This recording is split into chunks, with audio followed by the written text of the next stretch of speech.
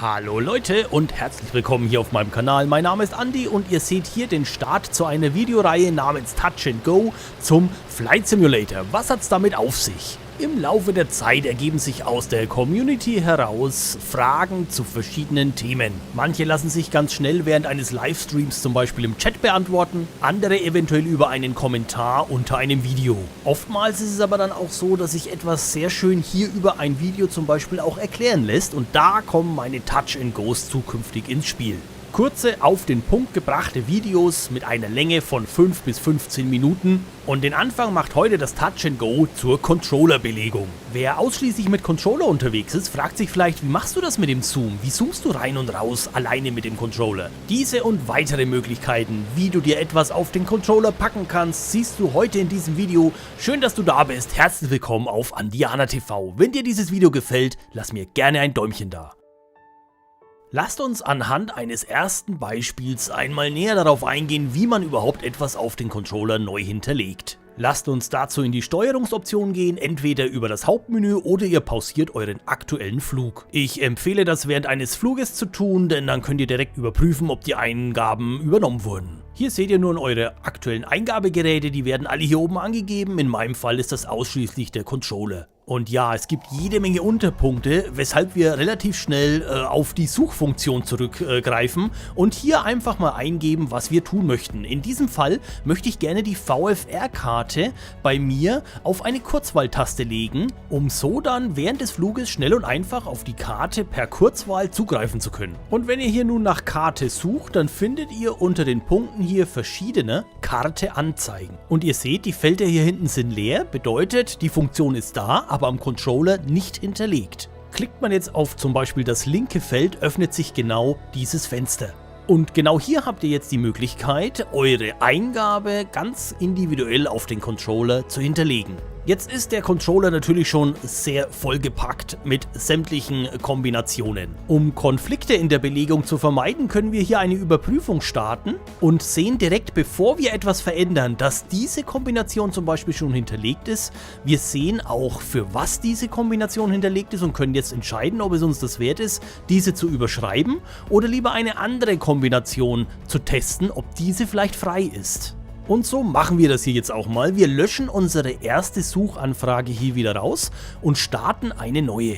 In diesem Fall entscheide ich mich für die Kombination RB und die Ansicht-Taste auf dem Controller und siehe da, dies ist noch komplett frei verfügbar. Was wir jetzt hier noch definieren können, ist der Aktionstyp. Bedeutet in meinem Fall, beim Drücken dieser beiden Tasten möchte ich die gewünschte Aktion auslösen. Wenn wir dann die gewünschte Kombination und Einstellung ausgewählt haben, dann gehen wir hier unten auf Validieren, können hier im Anschluss nochmal gucken, wurde die gewünschte Einstellung hier entsprechend übernommen. Und was jetzt noch ganz wichtig ist, ist, dass ihr das Ganze abspeichert. Anwenden und speichern hier unten. Entweder ihr drückt hier drauf mit A oder ihr drückt direkt Y und speichert den Vorgang somit ab und hinterlegt diese Tastenkombination genau für diese Aktion. So, und wenn wir jetzt zurückgehen in unseren Flug und ich halte RB gedrückt und drücke dann zusätzlich die Ansicht-Taste, dann geht bei mir automatisch die VFR-Karte auf und wenn ich wieder drauf drücke, geht sie zu. Ganz oft wurde ich gefragt, hey Andi, wie machst du das mit diesem Zoom in der externen Kameraansicht mit dem Controller? Alles ganz easy wie folgt. Wir wechseln erneut in die Steuerungsoptionen und geben in die Suchleiste hier links einfach einmal Zoom ein. Das Ergebnis zeigt uns jetzt natürlich mehrere Zoom-Möglichkeiten. Was uns hier interessiert, ist nicht die Cockpit-Kamera. Wir gehen also mit dem Slider hier ein Stück nach unten, rein in die externe Kamera. Und hier sind jetzt zwei Punkte interessant. Und zwar einmal die Zoom-Achse Außenansicht und einmal die Außenansicht Heranzoomen. Beides ist, wie ihr es hier auf der rechten Seite seht, am Controller standardmäßig nicht hinterlegt. Wir beginnen mit der Außenansicht Heranzoomen und gehen hier wieder auf den Button Überprüfung starten. Die Kombination, die ich hier für mich gefunden habe, ist RB und Steuerkreuz nach oben. Das gebe ich hier entsprechend ein, das ergibt auch keinerlei Konflikt, diese Kombination ist noch nirgends hinterlegt und wenn ihr das dann eingegeben habt, geht ihr wieder auf Validieren. Und bevor wir jetzt dann abspeichern, geben wir erst noch den zweiten Punkt mit ein und zwar einmal ist das die Zoom-Achse Außenansicht. Auch hier klicken wir ins linke der zwei freien Felder. Öffnen das entsprechende Fenster, gehen wieder auf Überprüfung starten und geben hier jetzt RB und Steuerkreuz nach unten ein. Jetzt kommt hier zwar eine komische Warnung, die ausgewählte Tasteneingabe wird für diese Aktion nicht empfohlen, ist mir aber relativ wurscht. Ich komme gut damit klar, es gibt keinerlei Konflikt, wir gehen auf Validieren.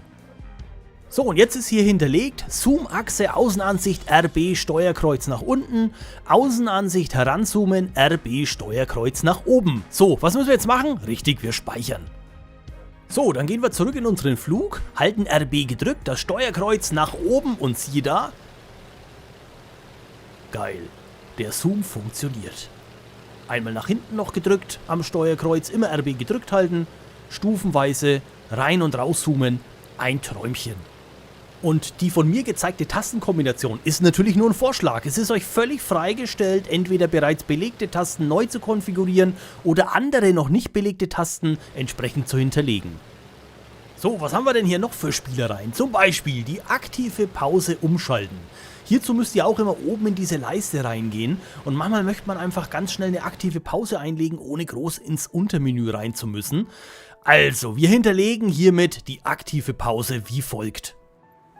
Wir gehen wieder wohin? Richtig, in die Steuerungsoption, da auf Suche und dann geben wir einfach mal Aktive ein. Und siehe da, direkt ganz oben haben wir unsere Auswahl aktive Pause umschalten. Auch hier keine Hinterlegung auf dem Controller, bedeutet wir klicken hier wieder in das freie Feld, gehen auf Überprüfung starten und in meinem Fall entscheide ich mich für die Kombination RB gedrückt halten und rechten Stick reingeklickt. Das ergibt keinerlei Konflikt mit anderen Kombinationen, also einmal auf Validieren. Und was fehlt noch? Richtig, einmal abspeichern bitte.